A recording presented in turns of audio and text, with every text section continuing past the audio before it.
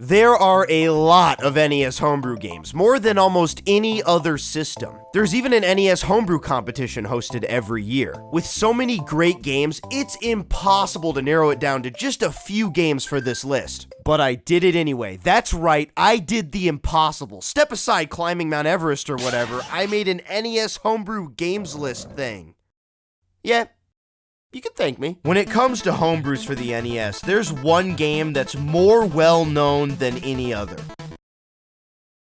Battle Kid and the Fortress of Peril is a huge epic adventure that has you blasting through various foes as you seek to solve the mystery of the fortress. The game obviously takes heavy inspiration from NES-era Mega Man titles, but it stands out with its giant map, permanent Metroid-style upgrades, and most famously, a one-hit death mechanic. The unforgiving difficulty combined with the lack of a scrolling camera makes each screen feel like its own mini-level that has a puzzle to solve, enemies to fight, and hazards to avoid. This game is actually quite a bit older than the majority of homebrew games for the system, but you wouldn't be able to tell because the graphics and sound have nailed that timeless quality. It doesn't look amateurish, it doesn't look like a nostalgic indie game, it just looks like the game came out in 1989. Although this game is known for being notoriously hard, it does have its forgiving spots. Frequent checkpoints and unlimited lives if you're sane enough to pick normal difficulty or lower will help soothe the pain of dying to the Plant Guardian 30 times. All that aside, Battle Kid and the Fortress of Peril is a monumental success, and at this point with the game being 12 years old, a piece of gaming history.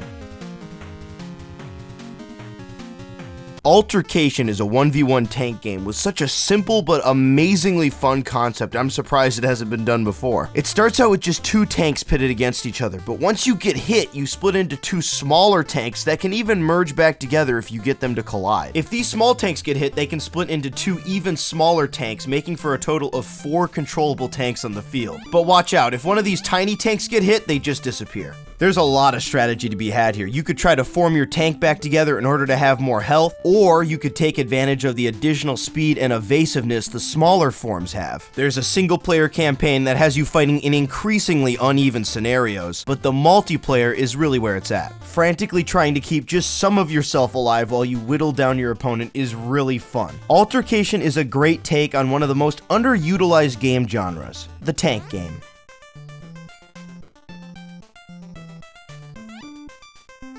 Nalleland. At first seems like an average platformer on a console with, frankly, too many of them. But then you press the B button and boom.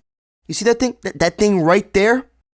That's the whole game. This pin is one of the most detailed mechanics in any NES game. You stun enemies with it, you break bricks with it, you use it as a platform, sometimes you chain attacks together. Once you really get the hang of how this pin works, the movement just completely opens up to you and you'll start trying to do more and more crazy things with it. By far the worst part of this game is that it's just one level, as it was made for a demo competition. But that's a pretty good problem to have, especially when the foundation of the game is so solid and fun. Just the movement is fun. Just because the game is short doesn't mean it's a one and done deal. There's a couple of extras here that will give you a reason to play again. Air jump mode gives you unlimited jumps, limited lives is self-explanatory, or my favorite, the floor is lava. You know, this mode may look super hard and not fun, and it kinda is, but the fact that you can play through the entire game without touching the ground just shows you how much flexibility the pin gives you. Nalleland is a wonderful idea with even better execution.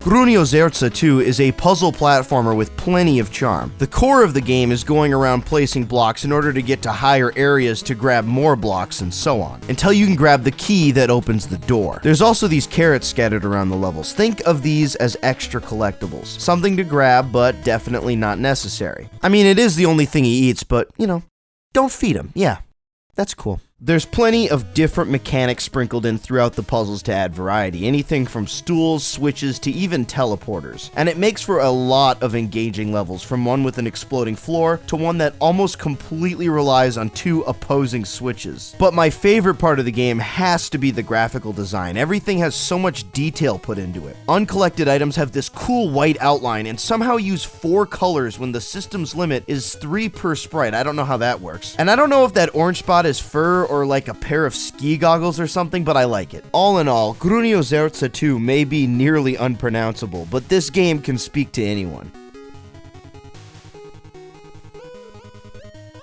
FFF, or is a third-person racing game on the NES of all things. There's 3 tracks. Icy, which is by far the easiest and is completely dressed in blue. Then there's Spicy, which has a much more narrow track and uses all sorts of warmer colors. Finally, there's Dicey. And just look at this. The game's already kind of hard to see, but add in the ramped up difficulty and the flashing colors, yeah, your eyes are gonna be soup by the end of this one. But the real wonder in this game is how the graphics are displayed. The fact that it manages to pull off an F-Zero style racing game on hardware that wasn't at all designed for it really made it deserve a mention. Pulling up the tile sheet in an emulator gives you a garbled mess, but I'm sure someone smarter than me can decipher what's going on here. Either way, FFF is a fun little tech demo with surprisingly good music. Space Gulls could best be described as a Mega Man Balloon Kid fusion. You'll fly through countless rooms and squash trickier and trickier foes as you try to reach the boss duck, Dr.